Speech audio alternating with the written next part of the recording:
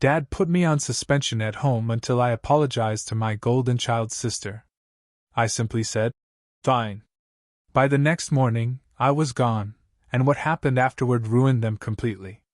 At 17, my father delivered an ice-cold ultimatum: 24 hours to pack my belongings and vanish. The decree was stark: apologize to Natalie for ruining her college celebration, or find a new home until I demonstrated proper remorse. My cardinal sin? A single, involuntary burst of laughter. It had erupted, a gasp of disbelief, when Natalie declared her acceptance to the local community college as if it were an Ivy League triumph. I hadn't intended malice. It was a visceral reaction to the absurdity of my parents hosting a lavish dinner for such an unremarkable achievement. Just 5 months prior, my early acceptance to Stanford, had merited little more than a quiet, "That's nice, sweetheart," over greasy Chinese takeout. "You have until tomorrow morning to decide if you want to be part of this family," Dad growled, his face a blotchy crimson. I met his furious gaze, then Natalie's triumphant smirk, before my eyes settled on Mom.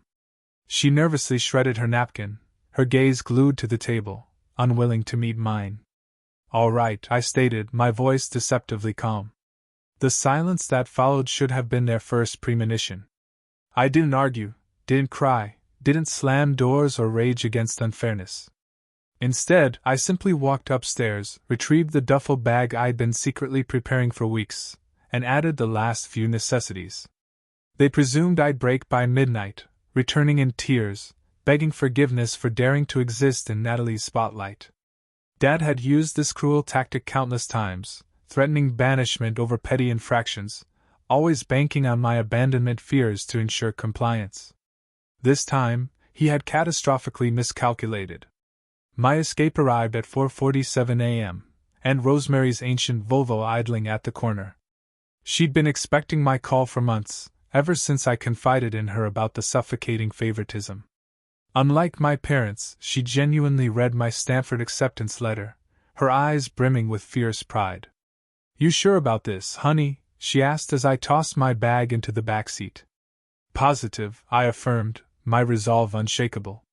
We drove 5 hours to her cabin outside Ann Arbor. By the time my parents woke and found my room empty, save for a note, I made my choice. I was already hands deep in soil, helping Rosemary replant her garden. My phone, deliberately off, lay buried in my bag. I couldn't know then, but that morning would become the dividing line in my family's history. The before and after, the precise moment everything they'd built began its inevitable crumble. The first crack appeared within a week. Rosemary, later recounting it with a laugh into her tea, described Mom's hysterical call, demanding my whereabouts. When Rosemary calmly stated I was safe and had no intention of returning, Mom shrieked that I was being dramatic and needed to come home to apologize properly. "I told her you weren't a performing monkey," Rosemary grinned. She hung up on me. What my parents hadn't foreseen was how my visible absence would shatter their meticulously curated image. Neighbors started asking questions. Church friends wondered why I was missing Sunday services. Mom's book club grew curious as her elaborate excuses for my whereabouts unraveled. Natalie's graduation party that June was, reportedly, a disaster. Everyone kept asking for me. I'd always been at family events. Dad's college preparations excuse wore thin when multiple people pointed out Stanford didn't start until September. Mom eventually admitted I was staying with relatives for the summer. The gossip mills churned relentlessly. Mrs. Patterson, one of Mom's closest friends, apparently cornered her in the Trader Joe's parking lot, asking point-blank if they'd kicked me out. Mom's non-denial, it seems, was damning enough to ignite a wildfire through their social circle. Meanwhile, I was thriving. Rosemary's cabin became my sanctuary, a place where I could simply be. I found a job at a charming local bookstore, began sketching out the novel I'd always dreamed of writing, and spent my evenings watching sunsets paint the sky over the nearby lake. For the first time in years, I could breathe, truly breathe, without the suffocating expectation of someone telling me I was doing it wrong.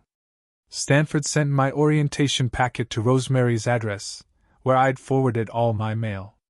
When she handed me the thick envelope, emblazoned with its cardinal red logo. She squeezed my shoulder. "Your parents are idiots for not recognizing what they had," she declared, her eyes fierce. A profound realization settled within me then. I didn't miss them. Not a single aching bit. The grief I had braced for never arrived. Instead, I felt lighter, unburdened by the constant, exhausting need to earn affection that should have been freely given. August brought the second major fissure in my parents' crumbling facade. Natalie started community college, and within a week she despised it. She'd expected the same royal treatment she received at home, but her professors were utterly unimpressed by her entitlement. When she complained to Dad about an English instructor giving her AC on her first essay, he actually called the school to dispute the grade. The dean's response, I later heard, was legendary. Dad received a scorching lecture about helicopter parenting and academic integrity, culminating in a warning about filing frivolous complaints. Mom told Rosemary during one of their increasingly hostile phone calls that Dad had been humiliated by some pencil-pushing bureaucrat. Rosemary's reply was priceless. Maybe he should focus less on Natalie's mediocrity and more on repairing his relationship with his Stanford-bound daughter. Mom, naturally, hung up again. What I later learned through Rosemary's network of friends still in contact with my parents was that the community college incident ignited something darker within their marriage. Dad had apparently exploded at Mom after the dean's call, blaming her for raising Natalie to believe the world would bend to her whims. Mom fired back that he was the one who insisted on throwing that ridiculous celebration dinner, trying to inflate Natalie's ordinary achievement. The real issue, though, ran far deeper than a single bad grade or an embarrassing phone call. My absence had exposed the fundamental rot in their family system. For years, they'd operated under an unspoken, ugly agreement. Natalie was the beloved princess who could do no wrong, and I was the capable workhorse, existing only to make everyone else look good. My grades, my achievements, my potential, all of it had been mere background noise to Natalie's mediocrity soundtrack. But now, the workhorse was gone, and the princess had no one to outshine. Natalie's failures became impossible to ignore or excuse away. Every bad grade, every skipped class, every whine about how hard everything was, it all starkly highlighted what they truly lost when they chose her over me. According to Mrs. Patterson, who remained friendly with Rosemary even after distancing herself from my parents, their social circle began to fragment. People who once admired their close family unit now saw the glaring cracks. Dad's golf buddies made uncomfortable jokes about kids these days. Mom's book club meetings grew tense whenever someone mentioned their own children's college successes. The Hendersons, whose daughter attended UC Berkeley, apparently stopped inviting my parents to their monthly dinner parties. Mrs. Henderson had asked Mom directly why I wasn't home for holidays, and Mom's evasive answer was so transparently false that it ended their friendship right there. You see, when you build your social capital on the illusion of a perfect family, the truth eventually becomes toxic. Financially, things were worsening too. Dad's business had been struggling since a major client pulled out, but his pride prevented him from admitting the full scope of the problem. He'd taken out a loan to cover operating expenses, telling Mom it was temporary. 3 months later, another client departed, citing philosophical differences after Dad made bitter comments about ungrateful children during a business lunch. Mom's part-time dental receptionist job barely covered groceries. Natalie contributed nothing, claiming she was too stressed from school to work, despite taking only 2 classes and failing both. The grand house they'd been so proud of, the one bought to impress the neighbors, suddenly felt like an anchor dragging them underwater. I discovered some of this through an unexpected source, Natalie's former best friend, Jessica, who reached out to me on Facebook. We'd been friendly before I left, and she always seemed uncomfortable with how my parents treated me. Her message was long, detailed, and deeply apologetic for not speaking up earlier. It was a confession about what she'd witnessed since.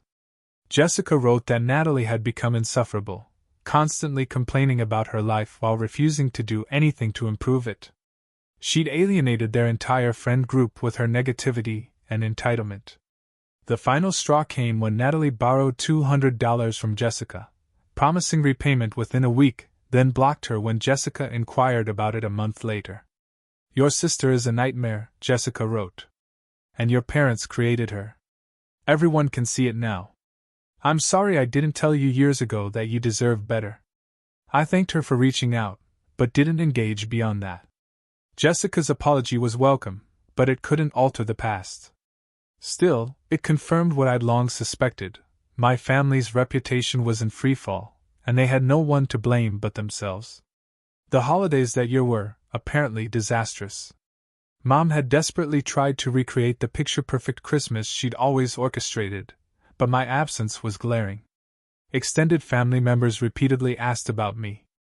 Aunt Rosemary had been explicitly uninvited, causing her own drama when Mom's other sister, Aunt Denise, discovered this and called to lecture Mom about alienating the one relative who'd actually helped me. Uncle Frank, Dad's brother, reportedly got drunk and asked point-blank why they'd kicked out their smart daughter and kept the dumb one. The evening culminated with Dad throwing him out and Mom weeping in the bathroom. Natalie, oblivious as always, posted smiling selfies with her presents, each one garnering fewer likes than the last as people grew tired of her performative happiness. Rosemary, meanwhile, sent me a care package that Christmas: homemade cookies, a beautiful journal, and a card that made me sob. "Family isn't where you come from," it read, "it's who shows up. I'll always show up for you." September arrived, draped in golden leaves and the thrilling promise of new beginnings. Rosemary drove me to Stanford, helping me move into my dorm and meeting my new roommate, Priya, a brilliant engineering student from Sacramento.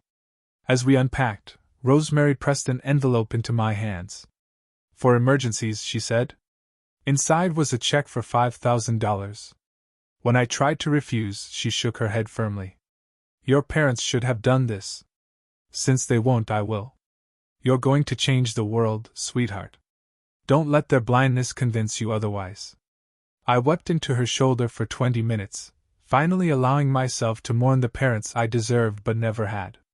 Classes began, and I quickly discovered how much my old home life had truly been holding me back. Without the constant criticism and endless comparisons to Natalie, my grades soared. I joined a literary magazine, cultivated friendships with people who valued my actual personality, and started dating a grad student named Tyler, who found my ambitions impressive rather than threatening. Back home, things continued their rapid deterioration. Dad lost a major client in October after the man apparently did some digging and learned about me. The client had a daughter at Stanford, too.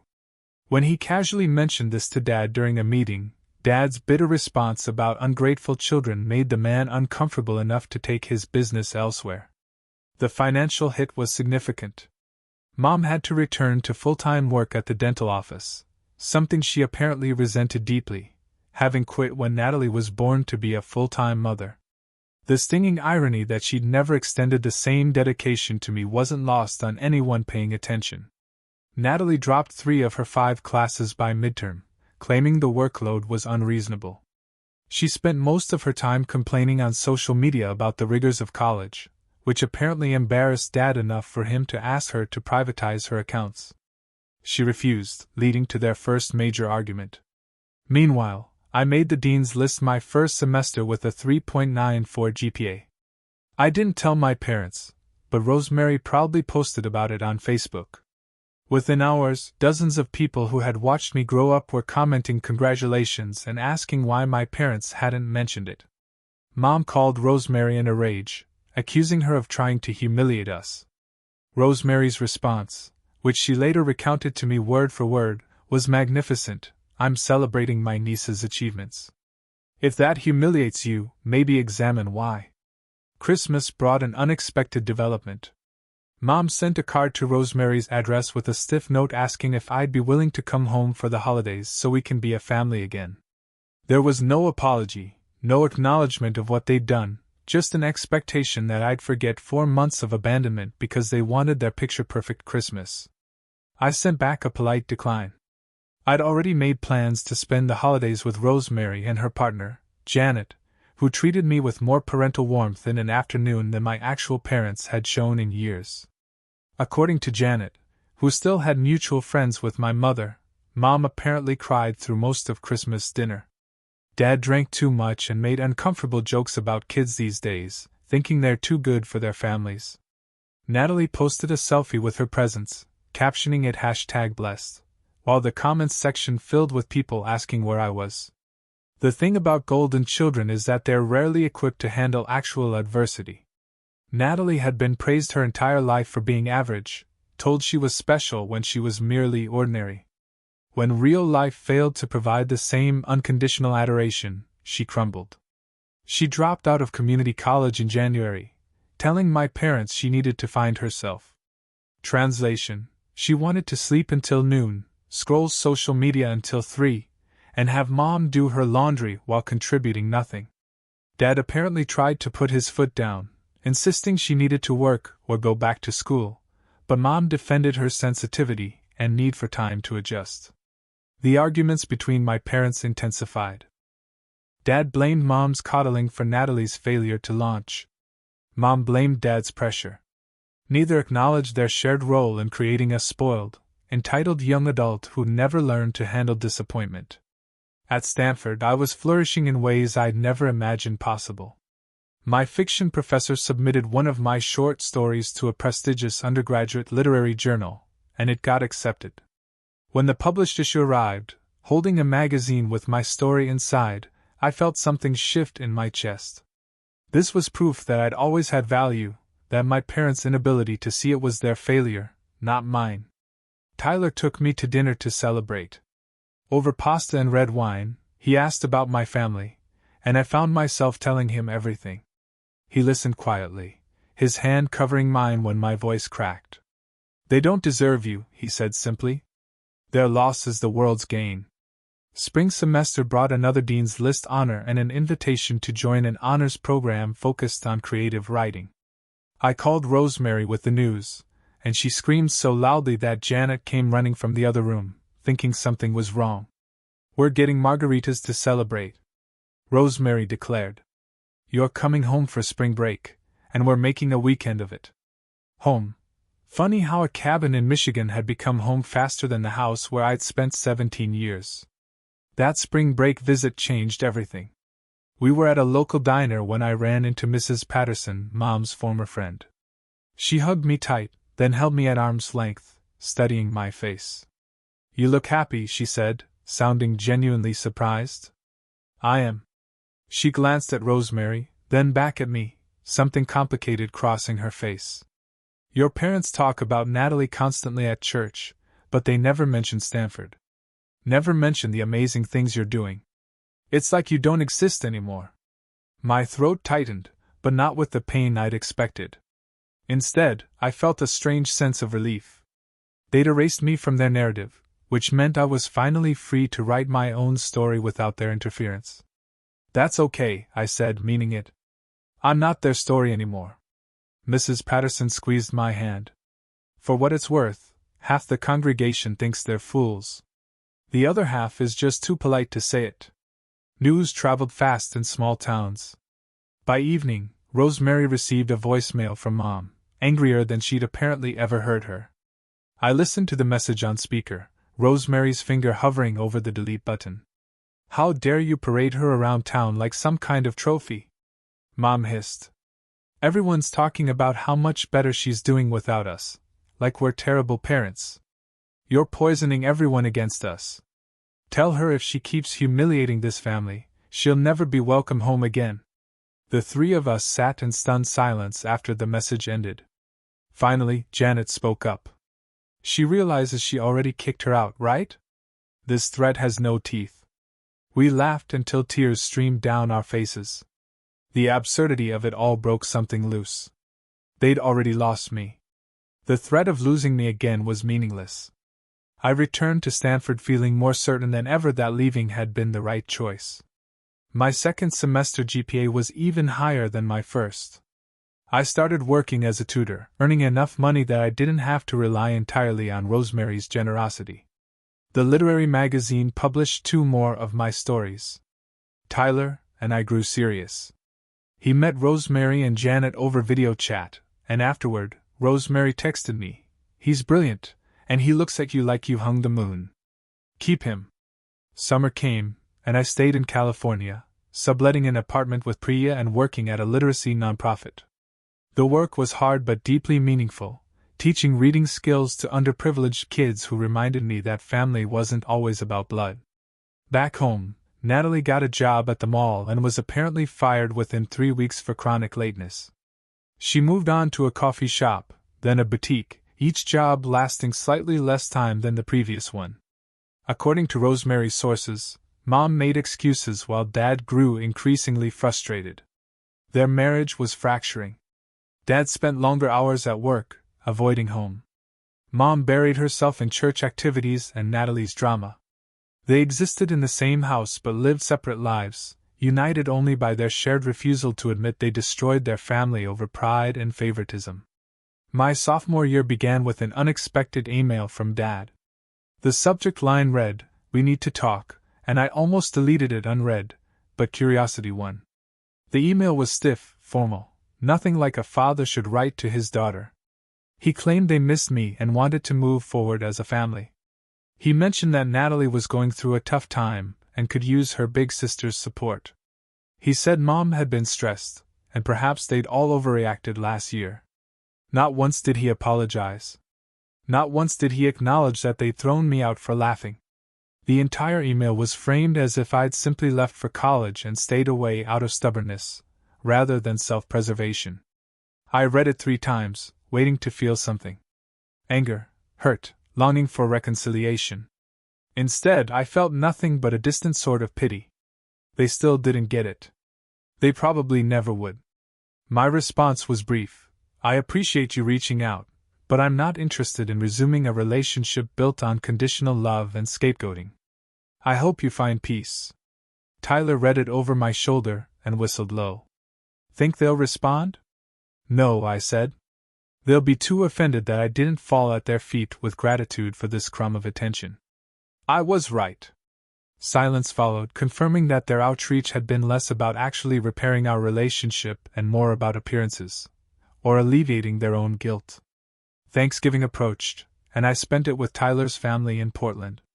His parents were warm and welcoming, asking genuine questions about my studies and aspirations. His younger sister showed me her own writing, asking shyly if I'd read it. Tyler's mom hugged me goodbye and whispered, "You're always welcome here." Driving back to Stanford, Tyler reached over and squeezed my hand. You okay? Yeah, I said, surprised to find it was true. I really am. December brought a surprise, a letter from Natalie, handwritten on purple stationery covered in doodles. The writing was almost childlike, and the content was somehow both accusatory and pleading. She wrote that things had been really hard since I left, that Mom and Dad fought constantly, that everyone treated her differently. She claimed she didn't understand why I was punishing the whole family by staying away. She said she was sorry if she'd done something to upset me, but couldn't figure out what. The lack of self-awareness was staggering. After 2 pages of complaints about how my absence affected her, she ended with, "We're still your family. You can't just throw that away over nothing." Over nothing. My laughter echoed through my apartment, startling Priya in the next room. I threw the letter away without responding. Some bridges aren't worth rebuilding. My sophomore year ended with a summer research grant to study contemporary fiction writing techniques with one of the department's most acclaimed professors. The grant included housing and a stipend, meaning another summer away from Michigan at Rosemary's cabin. I called to apologize, but she was thrilled. "Baby, you're supposed to spread your wings. I'll visit in July, and you can show me around campus properly." That summer became a turning point in ways I couldn't have predicted. The research wasn't just academic, it was deeply personal. Professor Martinez assigned us to write about our most painful memories, to mine our trauma for truth. The best fiction, she said, comes from places we're afraid to look. So I looked. I wrote about being 17 and invisible, about watching my parents celebrate mediocrity while ignoring excellence, about the profound relief of leaving and the unexpected absence of grief. The words poured out of me in a torrent, years of silence breaking like a dam. My workshop groups sat in stunned silence after I read the first chapter. Finally, a graduate student named Marcus spoke up. "This isn't just good. This is necessary. People need to read this. The validation hit differently than any grade or award. These were serious writers telling me my pain had value, that my story mattered. I worked 16-hour days that summer, fueled by coffee and the desperate need to get it all out. Tyler visited on weekends, bringing takeout and sitting quietly while I typed, his presence a comforting anchor. One Saturday night, after I'd been particularly silent during dinner, he set down his fork and looked at me intently. "Can I ask you something?" he said. "Do you ever miss them? Your parents? I mean, even a little." I considered the question honestly. I missed the idea of them. The parents I deserved but never had. But the actual people? No. They showed me exactly who they were, and I believed them. He nodded slowly.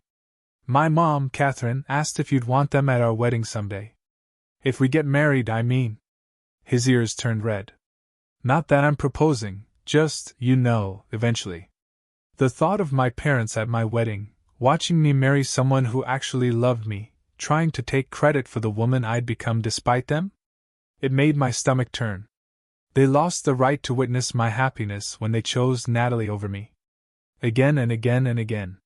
"Good," Tyler said firmly. "Because you deserve people who show up, who've always shown up." Meanwhile, back in my hometown, the situation continued its downward spiral. Dad's business lost another client in June, this time because of his own behavior.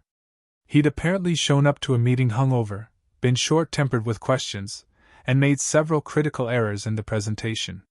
The client walked out halfway through and hired a competitor. Mom found out about the drinking when she discovered empty bourbon bottles hidden in Dad's office. The fight that followed was apparently explosive enough that neighbors heard it. Dad accused Mom of driving him to drink with her constant defense of Natalie's laziness. Mom screamed that he'd destroyed their family by refusing to apologize to me. The irony was lost on neither of them. They could see the problem, they just couldn't see their own role in creating it. Dad blamed Mom's coddling. Mom blamed Dad's rigidity. Neither could admit they'd both chosen wrong when they threw me out over a laugh. Natalie, for her part, had found a new boyfriend, a 24-year-old named Travis, who worked part-time at a gas station and still lived with his parents. Mom was apparently thrilled that Natalie had someone special, choosing to ignore the obvious red flags. Dad was less enthusiastic, but by that point, he'd given up trying to set standards. The boyfriend, Travis, apparently moved into my old room within 3 months. My childhood bedroom, where I dreamed about Stanford and written stories late into the night, now housed a grown man who played video games until 4 a.m. and contributed nothing to household expenses. Rosemary told me this detail with barely concealed fury. They wouldn't let their brilliant daughter live at home because she laughed, but they're housing Natalie's loser boyfriend? The cognitive dissonance is Olympic level. I tried to feel angry, but mostly I felt sorry for them. They traded their daughter's potential for this, a failing business, a crumbling marriage, an entitled daughter with an even more entitled boyfriend living in their house like parasites. The punishment fit the crime, I suppose, though they'd never see it that way. Back at Stanford, my summer project turned into something bigger than I'd imagined. Professor Martinez submitted it to a national competition for emerging writers. I didn't win, but I placed as a finalist, which came with publication in a prestigious quarterly called the Meridian Review and a $1,000 prize. The published piece caught attention within literary circles. Several established writers reached out with encouragement. My inbox filled with messages from readers who'd connected with the story. For the first time, I understood the power of honest writing, how vulnerability could create connection across distances. That fall, during my junior year, I focused on finishing my novel. The manuscript had grown to nearly 300 pages, each one excavating another layer of my experience. Professor Martinez redlined drafts and pushed me to go deeper, to resist the urge to soften the hard truths. That summer was transformative. The research pushed my writing in directions I'd never considered, challenging me to experiment with structure and voice. The other grant recipients became close friends, all of us working late into the night, surviving on coffee and shared takeout. Tyler graduated and got accepted to a PhD program at Berkeley, just across the bay from Stanford. The night he told me, we celebrated on the roof of his apartment building, watching the city lights and talking about the future. We could get a place together in Oakland next year, he said. You'd be close to campus. I'd be close to Berkeley, and we could actually build a life together. I said yes without hesitation, ready to build a life with someone who truly valued me. Rosemary visited in July as promised, and I showed her everything, my favorite study spots, the creative writing building where I spent most of my time, the coffee shop where I'd written my best story. She met Tyler and gave him her blessing with a fierce hug and a whispered threat about what would happen if he broke my heart. We had dinner at a fancy restaurant overlooking the bay, just the two of us. Rosemary raised her glass of wine. To you, sweetheart, to your brilliant mind, your gorgeous heart, and your courage to walk away from people who didn't deserve you. We clinked glasses, and I felt the last vestiges of doubt dissolve. I'd made the right choice. Every single time I'd chosen myself, and it had led me here, happy, successful, loved.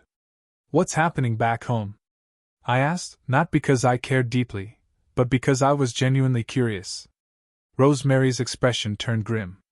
Natalie moved back in after her fourth failed job. Your dad's blood pressure is apparently through the roof.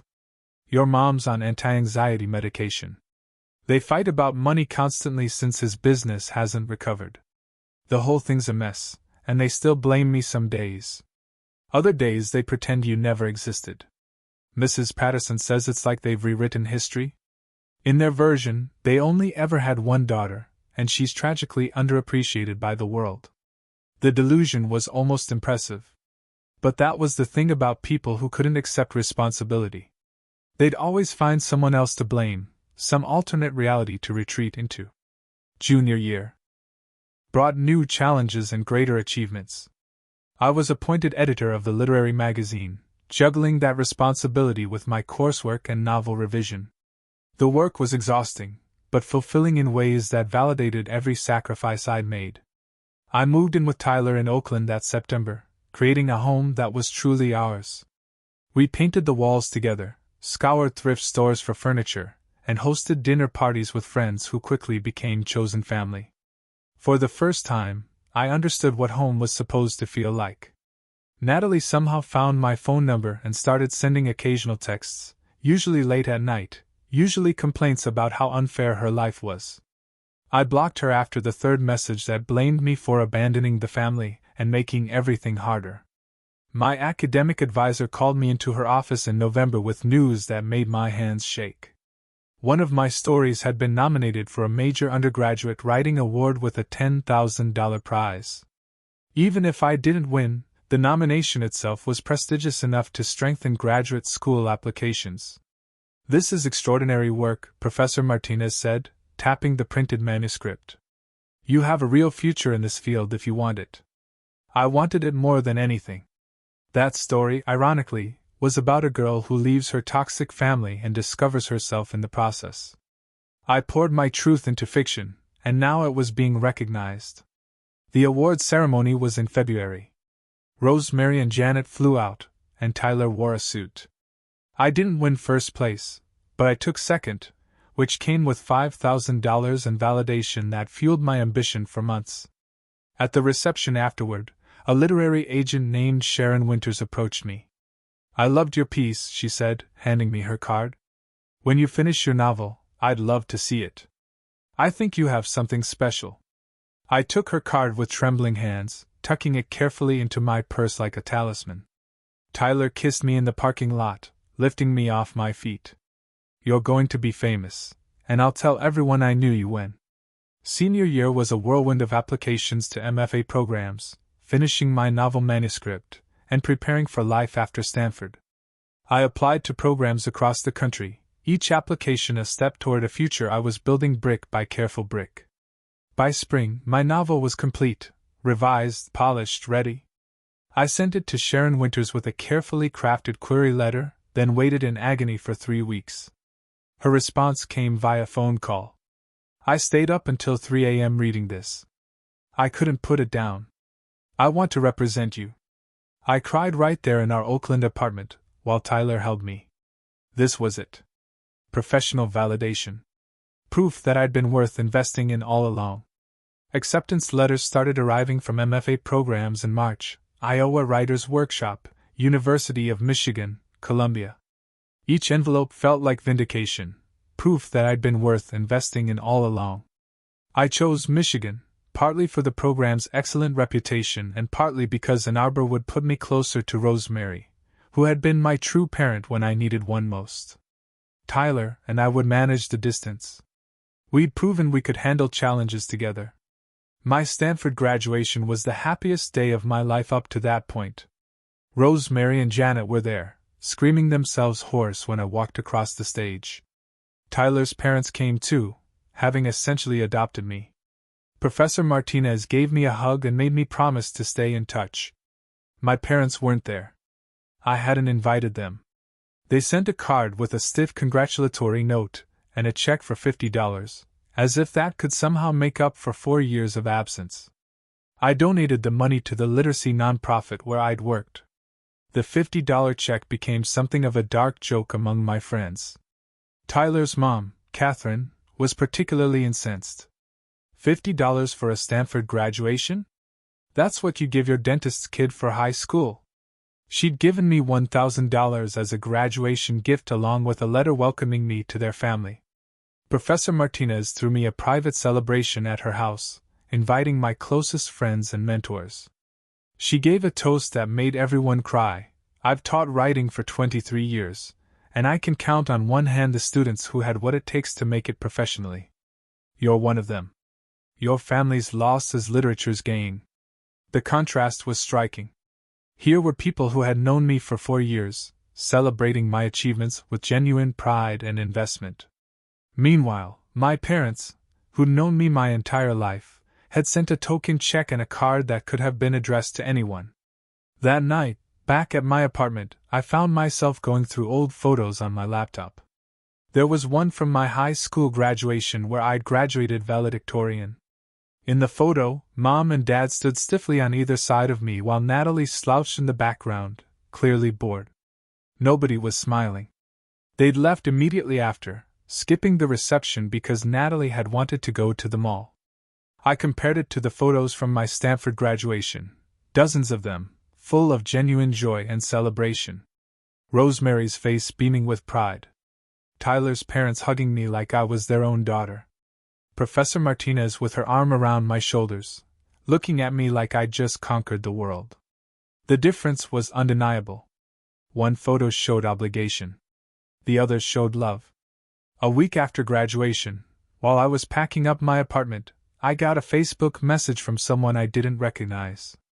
The profile belonged to a woman named Diane Peterson, who introduced herself as a former colleague of my father's. She apologized for reaching out, but said she felt I deserved to know what people were saying. Apparently, Dad had shown up to a professional networking event drunk and spent an hour complaining bitterly about his ungrateful daughter who'd abandoned the family. He told anyone who would listen that I'd gone to Stanford and gotten too big for my britches, that I thought I was better than everyone. Diane had listened politely, then asked why he wasn't celebrating having a daughter at Stanford. Dad's response was telling. She chose that school despite us to show off. She could have gone somewhere local and been part of the family, but she had to prove she was special. The delusion was breathtaking. In his mind, my acceptance to one of the world's best universities wasn't an achievement. It was an act of rebellion against him. My success wasn't something to be proud of. It was a personal attack. Diane ended her message with an observation that hit hard. I've met hundreds of professionals over my career, and I've never seen someone so threatened by their own child's potential. I'm sorry you didn't get the father you deserved, but from what I've heard about your accomplishments, you didn't need him anyway. I thanked her for telling me and shared the message with Tyler. He read it twice, his jaw tightening. He's jealous of his own daughter. That's sick. That's always been the problem, I said quietly. They didn't want a successful daughter. They wanted a grateful one, someone who would make them look good without outshining them. I committed the cardinal sin of having ambitions that exceeded their comfort level. The summer before graduate school brought unexpected developments on multiple fronts. Sharon submitted my novel to publishers in June, The waiting period stretched my nerves thin, but I tried to focus on preparing for Michigan. When the first offer came in July, I was helping Rosemary paint her kitchen. My phone rang, Sharon's name lighting up the screen, and I nearly dropped it in the paint tray. "We have an offer," she said. $15,000 for world rights. It's a good house. Reputable with strong distribution. What do you think? My voice came out as a whisper. Yes, absolutely. Yes. I called Tyler first. He screamed so loudly that his lab mates in Berkeley apparently came running. Then I called Rosemary, who cried and got paint in her hair. Finally, I called Professor Martinez, who said simply, "I knew it. I always knew it." The news spread through Stanford's creative writing department quickly. My story became one they'd point to, proof that the program worked, that talent combined with dedication could lead somewhere real. Through all of this, my family remained silent. I hadn't told them about the book deal, but news travels fast in small towns. Mrs. Patterson casually mentioned it at church when Mom was within earshot. Rosemary heard about Mom's reaction through the grapevine. She'd gone pale, excused herself, and spent 20 minutes in the bathroom. Dad's response was to tell people I'd probably exaggerated the deal, that small presses barely counted as real publishing. When people looked up my publisher and found it was legitimate and well-respected, he switched tactics. Well, anyone can write a book. Selling copies is the hard part. The goalposts kept moving. Nothing I did would ever be enough because the problem wasn't my achievements. It was that they existed at all. I committed the unforgivable sin of succeeding without them, of proving I didn't need their approval or support. Natalie's response was more direct. She sent me a long, rambling Instagram message accusing me of flaunting my success to make the family look bad. "You could have told us privately," she wrote. "But no, you had to make a big public spectacle. Everything's always about you." The projection was remarkable. Natalie, who documented her every meal and minor inconvenience on social media, was accusing me of being attention-seeking for existing publicly. I didn't respond. There was nothing to say to someone so fundamentally lacking in self-awareness. What hurt more than their jealousy was the searing realization that they'd never be happy for me. Not when I got into Stanford. Not when I graduated with honors. Not when I sold a book. No achievement would ever be celebrated because my success was a mirror reflecting their failure to nurture it. Tyler's parents, by contrast, threw me a book deal celebration at their house in Portland. They invited extended family, neighbors, and friends, nearly 50 people, who toasted my success and wanted to hear all about the publishing process. Catherine made a 3-tier cake with published author written in frosting. Tyler's father gave a speech about how proud they were to have me in the family, even though we weren't married yet. "This," Tyler whispered to me during the party, "is what parents are supposed to act like. Remember this when you doubt yourself." I thought about his words often in the following weeks. My parents had given me one valuable gift, even if unintentionally. They taught me exactly what not to accept as normal. Their dysfunction had calibrated my expectations so precisely that I could recognize genuine love and support when I found it. The summer before graduate school, I finished revising my novel one final time based on Sharon's editorial notes. She submitted it to publishers in July. Within 3 weeks, we had interest from 2 mid-sized presses. The offers weren't huge, $15,000 for one book, but they were real. "This is just the beginning," Sharon told me. "Your career is going to be long and successful. Trust the process." 6 months into my MFA program, my debut novel sold. The advance was modest but meaningful enough to cover expenses and validate every choice I'd made. Rosemary cried when I told her. "Your parents have no idea what they lost." "Their loss," I said, echoing Tyler's words from years ago. "The world's gain." Publication day came during my second year of graduate school at Michigan. The book got strong reviews in trade publications, with several critics praising its unflinching examination of family dynamics and the courage it takes to walk away. Sales were modest but respectable for a literary debut, enough that Sharon started talking about a second book. A local newspaper in my hometown ran a feature about me, the hometown girl who made it as a published author. The article mentioned that I graduated from Stanford and was now at Michigan for my MFA. It didn't mention my parents at all because when the journalist had reached out to them for comment, they'd apparently declined. According to Rosemary, who still had connections in town, Mom had a breakdown when the article ran. She'd somehow convinced herself that I'd fail, that I'd eventually come crawling back, begging forgiveness. The publication proved her wrong in the most public way possible. Dad apparently tried to reach out through Rosemary, asking for my contact information. She refused. Your daughter is thriving without you. Leave her alone. Natalie sent an Instagram message. I can't believe you wrote a book and didn't tell us. That's so messed up. I left it on read. My second novel came out 3 years later, after I'd finished my MFA and started a PhD program in creative writing at Michigan. The reviews were even stronger, the sales better. NPR interviewed me. I did a book tour that filled independent bookstores with readers who connected with my stories about finding yourself outside the expectations others place on you. At a reading in Chicago, a young woman approached me during the signing, tears streaming down her face. Your book made me realize I don't have to keep setting myself on fire to keep my family warm, she said. Thank you for writing it. These moments made everything worth it.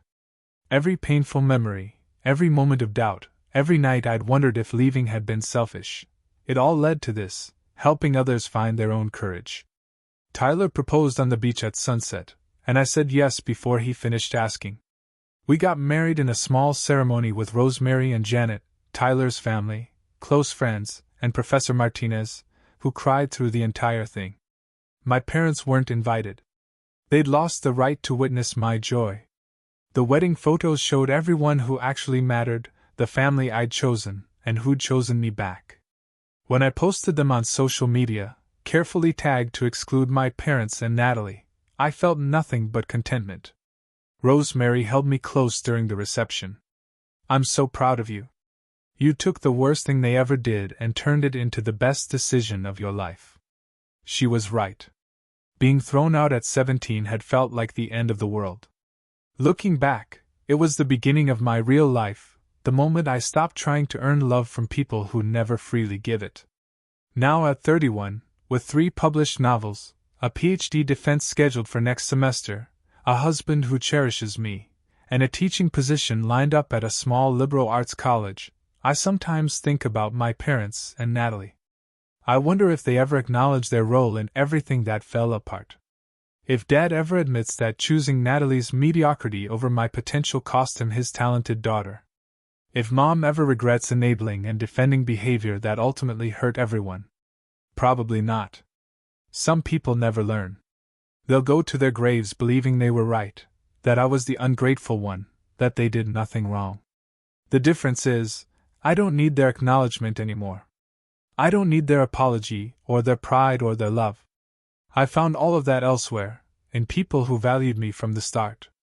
That morning when I said all right and walked away wasn't the end of my family. It was the end of my obligation to people who never valued me. Everything that followed, their social humiliation, their fractured relationships, their golden child's failure to thrive, those were natural consequences of the choices they made. I didn't destroy them. They destroyed themselves. I just refused to go down with the ship. Sometimes Tyler asks if I have any regrets. The answer is always no. Not about leaving, not about staying gone, not about building a life they'll never be part of. They gave me an ultimatum, thinking I had no choice. They were wrong. I had every choice, and I chose myself. That choice saved me.